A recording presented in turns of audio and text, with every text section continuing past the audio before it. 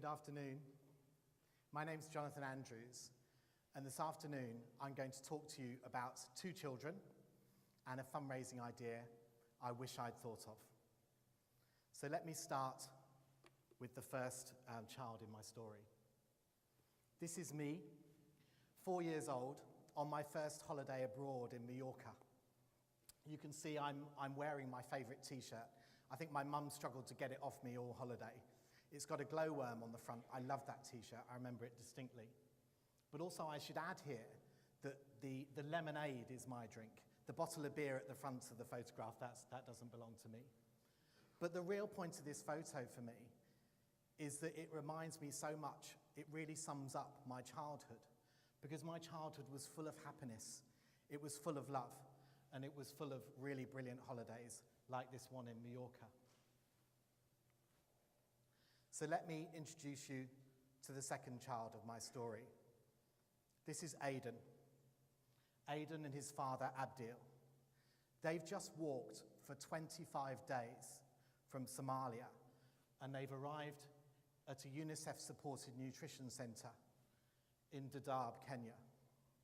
They've walked for 25 days, and sadly, on the journey, Aidan's mother passed away because of illness and hunger. And as Aidan's arrived, he's really not well. Aidan's malnourished, he's got diarrhea, and he's really dehydrated. And the doctors have assessed him, and they say that he's got about a 50-50 chance of survival. So immediately, Aidan is taken into intensive care.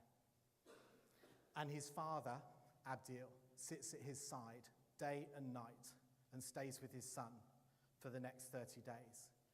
And during this time, Aidan is fed antibiotics and therapeutic milk and food, which has been provided by UNICEF. Now, the great news is that Aidan survived. Aidan survived because of the support that he received from UNICEF. And here you can see the transformation in Aidan 1 month later after being in intensive care. This is what UNICEF do. They save children's lives. But life is still tough for Aidan and his father because they're in one of the biggest refugee camps in the world in Kenya. But now something has changed because now Aidan and his father have hope. So let's move from Kenya now to London, and two really clever, creative marketing type guys called Simone Micheli and Rob DeClain came up with a really brilliant fundraising idea. They thought that the computer screen had 16.77 million different colours.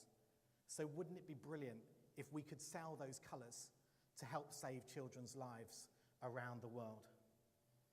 So Simone and Rob decided to approach the company that sells more colours around the world than any other. They approached Dulux. And they approached Dulux brilliantly because they wrote a handwritten letter to the CEO of Dulux in Brussels. And he replied. And they met with the innovation director in the UK of Dulux, and Dulux loved the idea that they'd come up with about selling these colours to help save children's lives.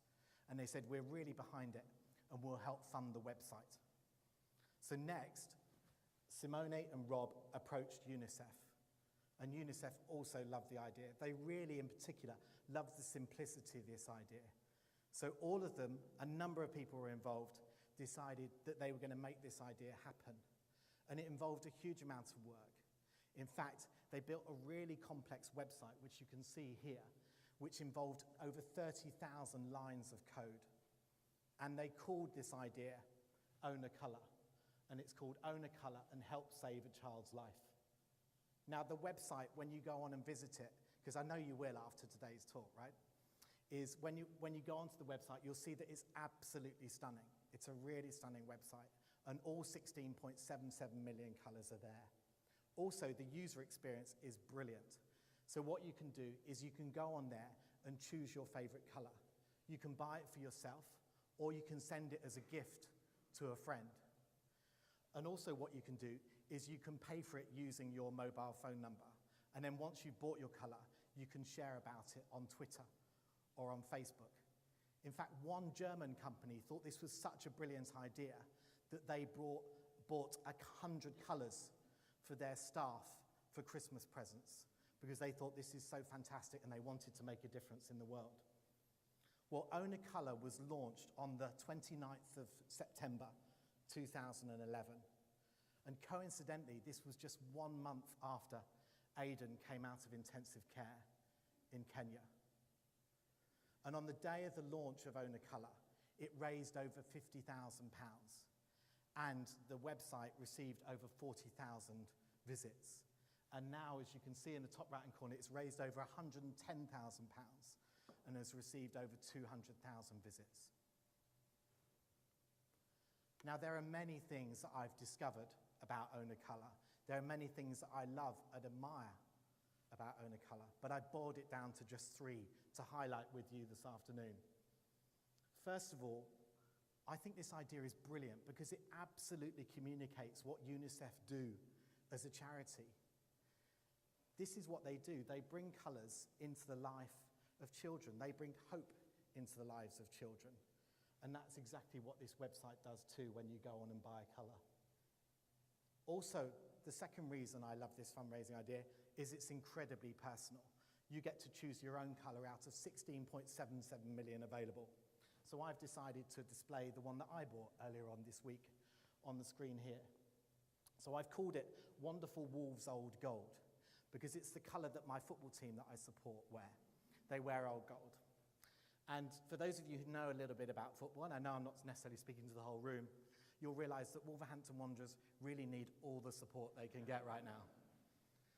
So, and thirdly, as a corporate partnerships, admirer, what I really love about this idea is that it's a brilliant example of a company and a charity coming together to make a huge difference to people's lives around the world. Dulux and UNICEF are the perfect partners for Own a Colour. I hope that you choose to buy a colour too. And that's why Own a Colour is the fundraising idea I wish I'd thought of.